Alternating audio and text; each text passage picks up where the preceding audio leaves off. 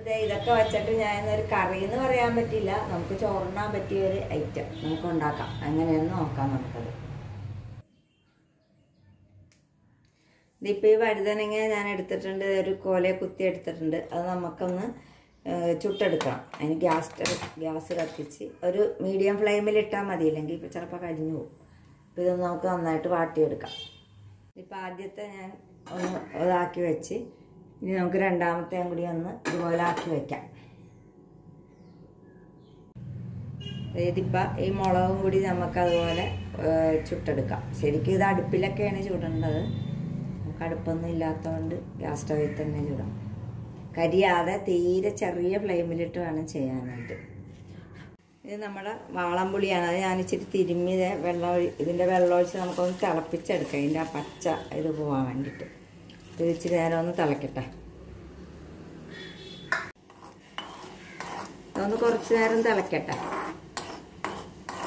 അപ്പോൾ നമ്മുടെ വഴുതനങ്ങയും മുളകും ഇച്ചിരി ഉള്ളി എടുത്ത് അത് അരിഞ്ഞ് ഞാൻ എടുത്തിട്ടുണ്ട്, ഇച്ചിരി വലിയ ഇല എടുത്തിട്ടുണ്ട്. ഇതൊക്കെ വേവിച്ചെടുത്തിട്ടുണ്ട്. ഇതൊന്ന് വരഞ്ഞ് വെച്ചിട്ട് ചുട്ടെടുക്കണം കേട്ടോ, അല്ലെങ്കിൽ ഉള്ളിലൊക്കെ വേകണ്ടേ. അപ്പം ഞാനത് മറന്നുപോയി പറയാനായിട്ട്. അപ്പോൾ ഇനി നമുക്കത് ഉണ്ടാക്കാം. ഇനി നമുക്ക് ആദ്യം മുളക് നല്ലപോലെ ഇതിലിട്ട് പൊടിച്ചെടുക്കാം. അങ്ങനെ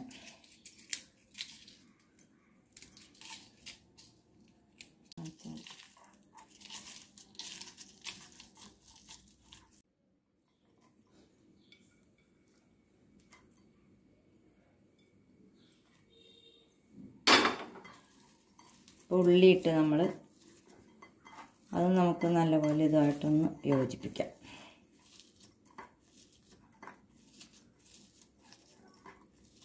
കുറച്ച് നല്ലെണ്ണ ഇതിലേക്ക് ഒഴിച്ചു കൊടുക്കാം നമുക്ക്.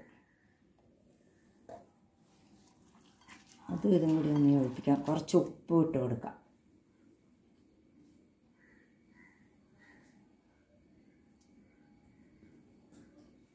ഇതിനെ നല്ലതായിട്ട് കുഴയ്ക്കാം.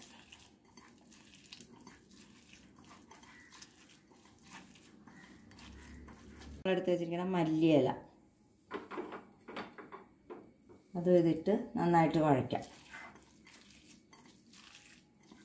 ചുട്ട് വെച്ചിരിക്കണം വഴുതനങ്ങ, അതിൻ്റെ ആ ഞെട്ടൊക്കെ മാറ്റിയിട്ട് അത് നമുക്ക് നന്നായിട്ട് ഇതിൻ്റെ കൂടെ മിക്സ് ചെയ്യാം.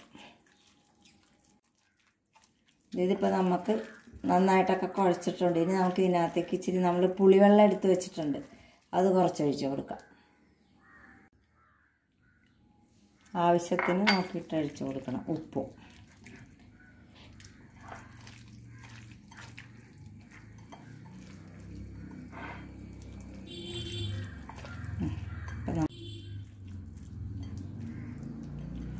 ഇനിയിപ്പോൾ ഇതിനുള്ള ഉപ്പും പുളിയൊക്കെ ഉണ്ടാകുന്ന നോക്കിയിട്ടത് നമുക്ക് മതിയാക്കാം. ഇതിലിപ്പോൾ ഉപ്പും പുളിയൊക്കെ ഉണ്ട്. ഇതാണ് നമ്മുടെ കറി. ഇത് റെഡി ആയിട്ടുണ്ട്. ഇതും കൂടി ചോറുണ്ണാൻ നല്ല ടേസ്റ്റാണ്. അപ്പോൾ എല്ലാവരും ഒന്ന് ഉണ്ടാക്കി നോക്കിയിട്ട് അഭിപ്രായങ്ങൾ പറയണം. ലൈക്ക് ചെയ്യാനും സബ്സ്ക്രൈബ് ചെയ്യാനൊന്നും മറക്കരുത്, ചെയ്യാത്തവരാണെങ്കിൽ.